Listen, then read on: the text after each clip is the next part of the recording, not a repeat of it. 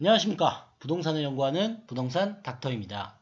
시청하기에 앞서 구독하기, 알림 설정을 해놓으시면 여러분들에게 도움이 될 수 있는 부동산 정보를 받아보실 수 있습니다. 오늘은 투자하면 절대 실패하지 않을 지역이라는 주제로 말씀을 드리겠습니다. 투자를 고려할 때 기준이 되는 것은 결국 인구입니다.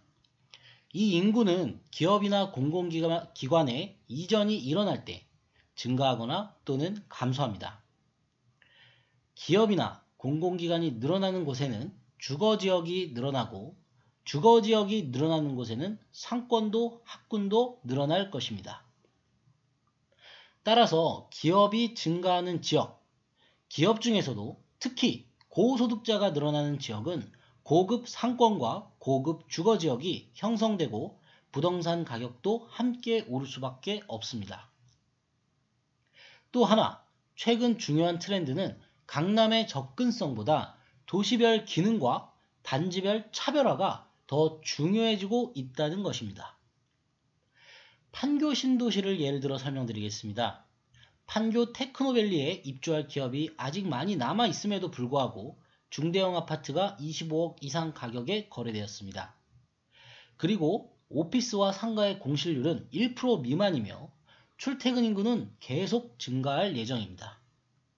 이처럼 판교가 고급 주거지역으로 주목받을 수 있었던 것은 무엇보다 대기업과 중소기업 그리고 고소득자가 증가했기 때문이며 이에 따라 새로운 부촌이 형성되었습니다. 또 다른 예로 수원 광교 신도시는 아파트 가격이 15억 원에 거래되었습니다. 광교는 수원입니다. 강남에서 꽤 멀죠. 그럼에도 불구하고 고급 주거단지 그리고 고급 상권이 형성되어 부촌으로 자리매김했습니다. 자, 강남이 아니어도 이제는 각 도시의 기능 그리고 지역별 단지별 차별화로 부촌 형성이 가능하다는 것을 이해하셨을 것입니다. 결국 기업이 늘어나면 인구가 증가하고 인구가 증가하면 차별화, 고급화가 형성되어 부동산 가격이 상승한다는 것. 이 모든 것의 시작은 기업과 공공기관의 이전입니다. 다음은 어느 지역에 기업이 증가하는지 말씀드리겠습니다. 결론부터 말씀드리면 경부고속도로 라인을 중심으로 기업형 클러스터가 형성되고 있습니다. 도시별로 크게 보면 판교, 분당, 수지, 광교, 수원, 기흥, 용인, 화성, 평택, 천안, 세종까지 경부선을 따라 기업 및 공공기관이 대이동 중인 것을 반드시 알고 인지를 하셔야 합니다. 자, 지역별로 입주할 기업을 간략히만 말씀드리겠습니다. 판교는 제2, 제3 테크노밸리에 입주할 기업이 너무 많기 때문에 생략하도록 하겠습니다. 분당은 지금도 주택가격이 상위권임에도 불구하고 네이버 제2사업, 두산 분당센터, 조선호텔, 현대중공업 R&D센터가 입주 예정되어 인구가 더 증가할 예정입니다. 용인경제신도시는 판교의 5배 규모이며 최근 SK하이닉스 반도체 공장도 추가로 유치하여 진행 중에 있습니다. 수원은 삼성 본사 및 여러 계열사가 입주해 있고 추가적으로 서수원 첨단산업단지와 법조타운, 경기도청 이전이 진행 중에 있어 인구가 증가할 예정입니다. 기흥은 힉스 테크노밸리와 의료 복합단지가 진행 중에 있습니다. 다음은 화성시입니다. 맥킨지에 선정된 부자도시 화성시는 이미 삼성 반도체, 현대차 연구소, 기아 자동차, 공장, 한화 바이오밸리뿐만 아니라 많은 중소기업들이 인천 반월 남동공단에서 화성으로 확장 이전 진행 중입니다. 그 아래로는 평택, 천안, 세종 신도시까지 각종 기업 및 정부 청사가 이전 진행 중입니다.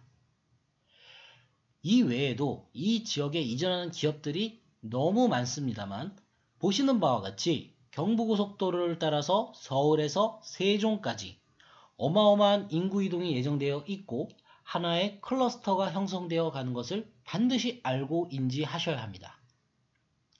제가 주택을 찍어서 알려드릴 수는 없지만 여러분들께서 이 지역 내 GTX, 학군, 신축 등 여러 차별화된 아파트를 가려내고 현장에 가보시면서 지역 내 부촌은 어디에 형성될지, 상권은 어디에 형성되는지, 어떤 기업이 먼저 입주하는지, 가격은 얼마나 반영되었고 입주가 다 되었을 때 가격이 얼마나 오를 것인지 등 가치 판단을 직접 해보셔야 합니다.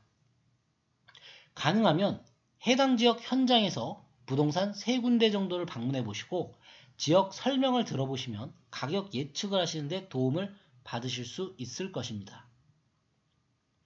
이 지역들에는 기업이 늘어나는 만큼 주택 공급도 많았습니다. 그러나 지난 강의에서 말씀드린 것처럼 이 지역들의 공급도 줄고 있고 미분양 또는 시중의 마지막 매물이 소진되는 순간부터 가격은 상승할 것입니다.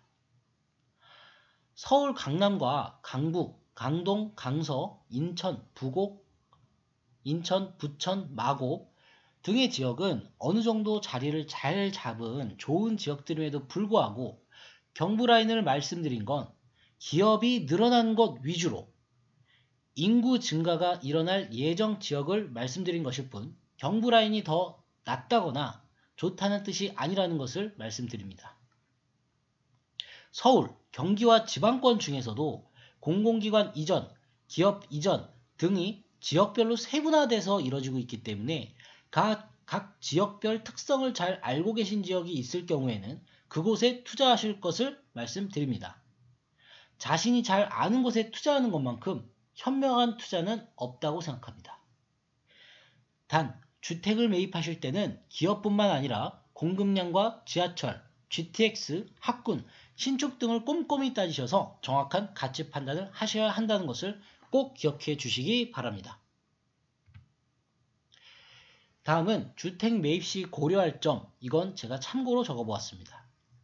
먼저 전세금은 그 주택에 살고자 하는 수요의 척도이며 기초체력이라는 정도로 이해를 하시면 되겠습니다. 그리고 분양가는 주택가격을 선도하는 중요한 지표 중 하나인데요. 동일 지역의 신축 아파트 분양가를 알면 완공 시 구축 아파트의 상승 가격을 예측해 보실 수 있습니다. 신축이 20억이라고 했을 때 구축이 6억일 경우 가격이 어느 정도 상승할지 예측해 볼 수 있다는 것입니다. 첫 주택 구입은 가급적 실거주 또는 1주택을 추천드리고 투자 기간은 최소 2년 이상 또는 4년 이상을 추천드립니다. 그리고 아까 말씀드렸던 투자 시에는 가성비를 꼭 계산해 보시길 바랍니다. 그럼 투자하면 절대 실패하지 않을 지역에 대한 설명을 마치도록 하겠습니다.